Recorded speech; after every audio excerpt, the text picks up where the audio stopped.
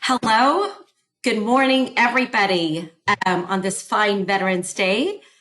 I am here to introduce the MassTLC CMO Roundtable, the new customer journey, digital engagement.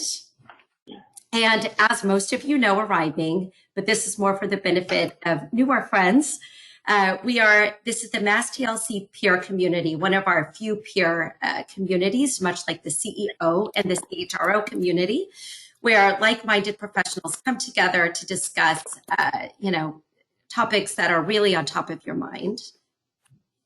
Sorry. I want to say thank you to our global sponsors who help programming like this. And today's discussion, I am here to introduce Angel Micarelli, Senior Vice President, Strategy and Content at Cramer, and Pat Martin, Senior Account Director at Cramer. And with that, I'm going to stop sharing my screen and turn it over to Pat. Oh, before I do that, just to let you all know, they will have a quick 15-minute presentation just to have top-of-mind ideas before our discussion begins. And we sent around questions, if you can kind of keep those in the back of your mind to encourage a roundtable discussion. Pat, I'm going to find you here and give you the rights to this. Perfect. Gotta find you. There you are.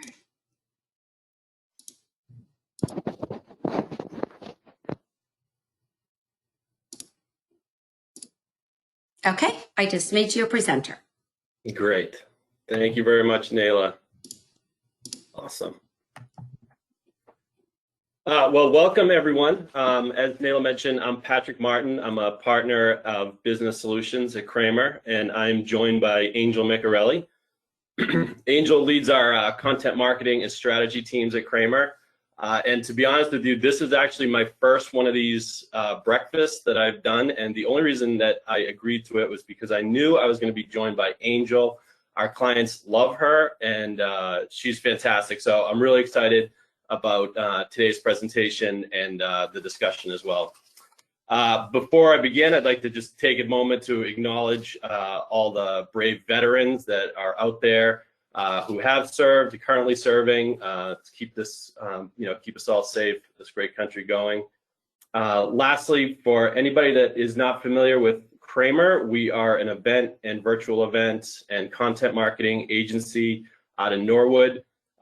We specialize in working with Fortune 500 companies and mid-sized companies on events such as, user conferences, national sales meetings, leadership meetings. And obviously this year we've been working hard transitioning a lot of those live programs to virtual, which has been quite a ride. But we're excited about what we can add to the discussion today in terms of how to bring those how to bridge the gap between live and digital. And we also focus on content marketing, video as well. Today's discussion, we're gonna go through a short presentation, and then it's followed by Q&A as well as open discussion. We're really here for you.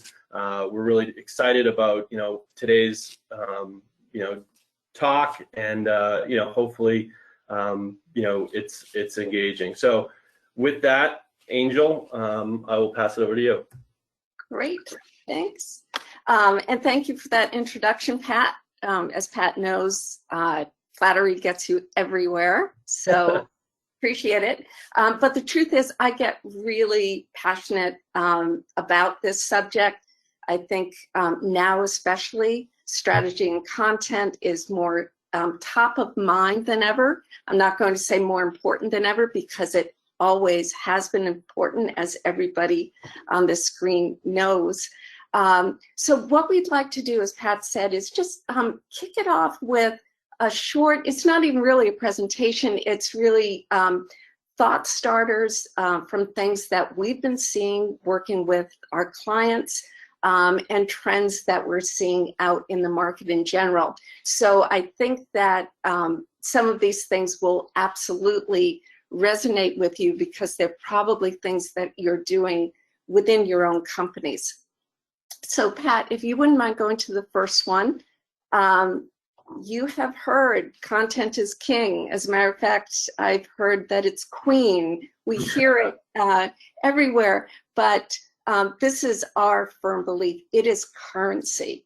And it's important to put that distinction there because, especially with digital engagement, because it's so easy to put out a lot of content, but really think about it. This is what you're giving your customers and your audience in exchange for their attention. So it has to be worthwhile. And that's something that we remind our creative teams about all the time. You know, is this worthy of their attention, both in the substance of the content and also in how it's packaged. The second observation that we've made is that there really are two powerhouse tools for both in anchoring and driving digital engagement. Starting on the right first, video, again, for a room full of marketers, no surprise there. We've all seen the statistics about how engaging video is, and we've all experienced it. But two things are happening with video now. The bar has been raised. People are watching so much video that the quality has to go up. And again, this idea of content being currency, and is the video worth their time? The other thing about video, and we'll talk about it in a moment, though, is how hard it works. Video is truly a content engine. The other thing that we're seeing is, of course, virtual events, because we've all been experiencing that. But the interesting trend is that companies who were not doing big live events are now dipping their toe into creating events for their communities because they can do it virtually, and the barrier to entry is lower. And it's becoming apparent that virtual events are a fantastic tent post for content marketing campaigns, and we'll talk about that too. Pat, if you wouldn't mind going to the next one. So this is what we're seeing with the virtual events and the content marketing. It's that through the entire cycle going to the virtual events, you're creating intelligence and assets and connection. So in preparing for the virtual event, you're forcing your team to really think about the audience and think about your customers in a way that perhaps you haven't been, because campaigns, marketing campaigns go on. But thinking about the personas, thinking about the messaging, and really targeted messaging, then getting ready to engage them for the event. It's a chance to get out there, talk to your audience, talk to your customers, get them excited about joining together at this event. And then during the event, you're capturing assets to use later, certainly the presentations, but also poll results, going out there and being able to say 85% of the CMOs who attended the breakfast thought XYZ. Social media is being generated there. I know, Mark, you were probably nodding your head there as part of Social Savvy, and then the ongoing engagement. So you've got this virtual event that gives you an excuse, really, to keep talking to your audience and keep them engaged. So it's really a wonderful cycle, and something that can be repeated even if the event is only an annual engagement.